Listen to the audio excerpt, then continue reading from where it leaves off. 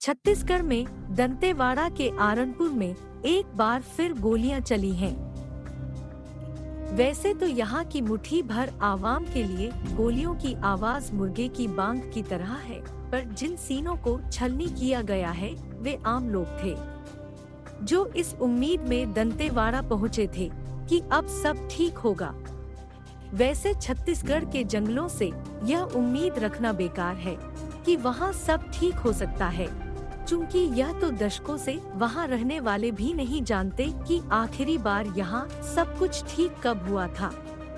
लोग जीवन की व्यस्तताओं से समय निकालकर जंगलों में सुकून तलाशने जाते हैं, पर छत्तीसगढ़, झारखंड, कर्नाटक जैसे कई और राज्यों के जंगल दहशत से भरे हुए हैं।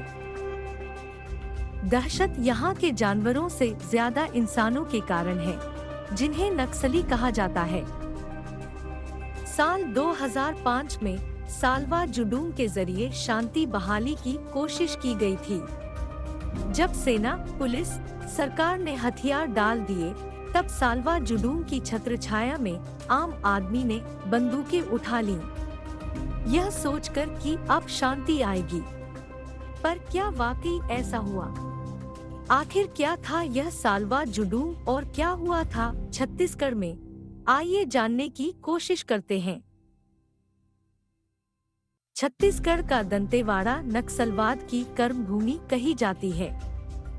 एक नक्सली के लिए फर्क की बात होती है कि उसे दंतेवाड़ा में कत्लेआम करने का मौका मिले।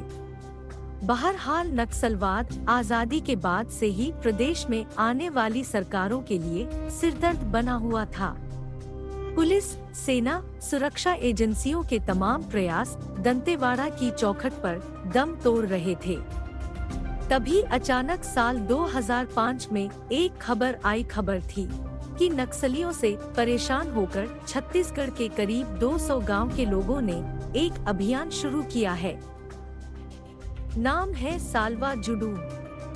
साल्वा जुडूम गोंडी भाषा का शब्द है, जिसका अर्थ है शांति का कारवां। साल्वा जुडूम की छत्र छाया में सम्मेलन हो रहे हैं, जागरूकता अभियान चल रहा है, सुरक्षा कार्यक्रम चलाए जा रहे हैं, यहाँ तक कि स्वरोजगार पैदा करने पर जोर दिया जा रहा है। साथ ही नक्सलियों के खिलाफ गांव वालों ने हिम्मत जुटाना शुरू कर दिया है। कुछ इन्हीं जुमलों को फैलाकर साल्वा जुडूम का विस्तार किया जा रहा था। अभियान की अगुवाई कर रहे थे कांग्रेस नेता महेंद्र कर्मा को बस्तर का टाइगर कहा जाता था। 2004 से 2008 तक वे विपक्ष के महत्वपूर्ण नेता रहे। उनका जन्म दंतेवाड़ा के दाराबोड़ा कर्मा में हुआ था। शायद इसलिए वे नक्सली समस्या से अच्छी तरह परिचित थे।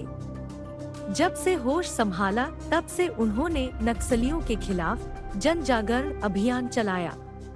लेकिन साल 2005 में साल्वा जुडूम की स्थापना करके जागरूकता अभियान का अर्थ ही बदल दिया। साल्वा जुडूम शांति अभियान है, यह तर्क महेंद्र कर्मा का ही था। लेकिन क्या वाकई यह सच था? दरअसल साल्वा जुडूम अभियान में नक्सल प्रभावित गांव के आम लोगों और आदिवासियों को शामिल किया गया। भरोसा यह दिलाया जा रहा था कि विरोध बापू की स्टाइल में होगा, यानी मार्च निकालना, भूख हड़ताल, विरोध प्रदर्शन या उपवास आदि पर कुछ ही दिनों में तस्वीर बदलना शुरू हुई। गांव वालों के पास चाकू, कटरीटे, तीरकमान, तलवारें, फरसे और फिर सीधे बंदूकें पहुंचा दी गई। उन्हें बाकायदा वर्दी पहनाई गई और बताया गया कि आज से वे पुलिस विभाग का हिस्सा हैं। 2 वक्त की रोटी का जुगाड़ तक न कर पाने वाले भूखे पेट के लिए यह किसी पार्टी से कम नहीं था, क्योंकि उसे इन सबके साथ पैसे भी मिल रहे थे। अब सवाल उठता है कि क्या केवल महेंद्र कर्मा अपने बल पर इस अभियान को चला रहे थे? तो ऐसा नहीं है। मानवाधिकार संगठन ने अपनी रिपोर्ट में दावा किया है कि साल्वा जुडूम अभियान को राज्य और केंद्र सरकार का पूरा समर्थन प्राप्त था। साल्वा जुडूम को बल देने के लिए राज्य में अतिरिक्त सुरक्षा बल तैनात किया गया। आला अधिकारियों और सिपाहियों के दलों ने गांव वालों को निशाना साधना और मुखबिरी करना सिखाया। इतना ही नहीं, इन्हें पुलिस विभाग में एसपीओ का पद दिया गया, वो पद जिसका आधिकारिक तौर पर कोई आधार नहीं था। मुखबिरी के बदले 2100 रुपए मासिक वेतन और किसी वारदात में शामिल होने पर 3000 रुपए दिए जाना शुरू हुए। अभियान की शुरुआत में छोटी मोटी सफलताएं हाथ लगीं। सालवा जुडूम कार्यकर्ताओं की मदद से राज्य पुलिस और अतिरिक्त पुलिस बल के जवानों ने कई नक्सलियों को गिरफ्तार किया या उनका एनकाउंटर हुआ। धीरे धीरे नक्सलियों में सालवा जुडूम के प्रति खौफ बैठने लगा था और महेंद्र कर्मा के प्रति गुस्सा। उम्मीद थी कि अब नक्सलवाद का छत्तीसगढ़ से सफाया होना तय है, लेकिन नक्सलियों और सालवा जुडूम के बीच रंजिश का माहौल था। खून बस एक ओर से कैसे बहता। नक्सलियों को अपने साथियों की मौत का बदला जो लेना था। साल 2006 में नक्सलियों ने द्रोणपाल में 30 सालवा जुडूम समर्थकों को लैंडमाइन ब्लास्ट से मौत की नींद सुला दिया। गुस्सा यहीं खत्म नहीं हुआ। उसी साल गंगालूर गांव में 7 एसपीओ को बर्बर तरीके से मार डाला गया। यह घटनाएं आम हो रही थीं। संघर्ष बिना रुकावट जारी रहे, इसलिए सरकार ने आदिवासियों की मर्जी जाने बिना जबरन 600 से ज्यादा गांव खाली करवा लिए। करीब 1 लाख से ज्यादा लोग बेघर होकर राहत कैंप पहुंच गए। कईयों ने राज्य से पलायन कर दिया। जो अभियान शांति से शुरू हुआ था, अब वह हिंसात्मक हो चुका था। 2005 में राज्य में बीजेपी की सरकार थी और मुख्यमंत्री थे रमन सिंह, लेकिन उन्हें सालवा जुडूम से कोई दिक्कत नहीं थी। कांग्रेस नेता के बल पर ही पर उन्हें लगा था कि राज्य से नक्सलियों का सफाया हो जाएगा। हालांकि ऐसा हो नहीं पाया। महेंद्र कर्मा को आदिवासियों का एक बड़ा तबका खलनायक के रूप में भी देखने लगा था। हालांकि कर्मा इन आरोपों का खंडन करते रहे कि उनकी वजह से बड़े पैमाने पर आदिवासियों का पलायन शुरू हुआ है।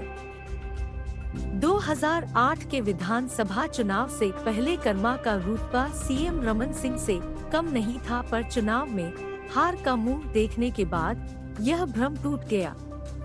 सबने उनसे और सालवा जुडूम से किनारा कर लिया। वजह यह थी कि राज्य में चल रहे खूनी संघर्ष और आदिवासियों के पलायन के मसले को मानव अधिकार संगठनों ने सुप्रीम कोर्ट तक पहुंचा दिया था। देश में 2 पक्ष तैयार हो गए थे।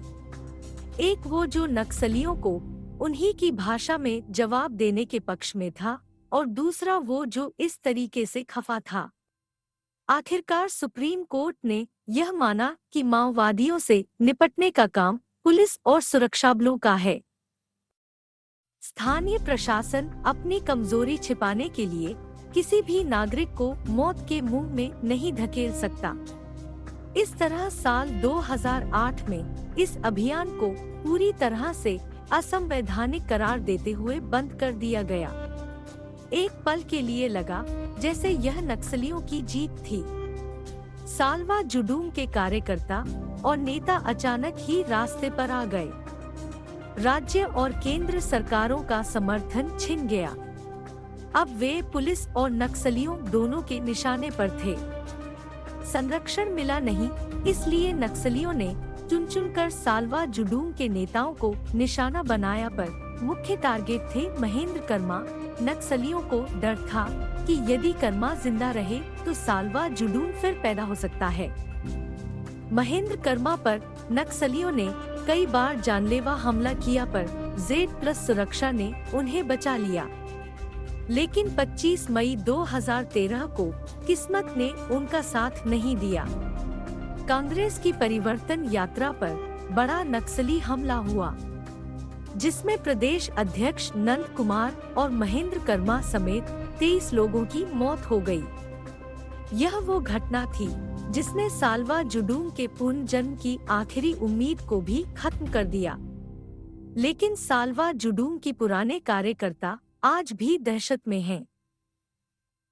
2008 से लेकर अब तक 150 से ज्यादा कार्यकर्ताओं को मौत की नींद सुलाया जा चुका है और दर्जनों बाकी हैं।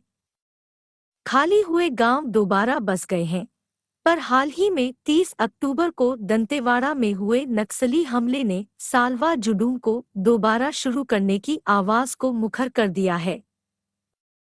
अपनी प्रतिक्रिया देकर बताइए कि क्या साल्वा जुडूम का पुनर्जन्म सही है या गलत।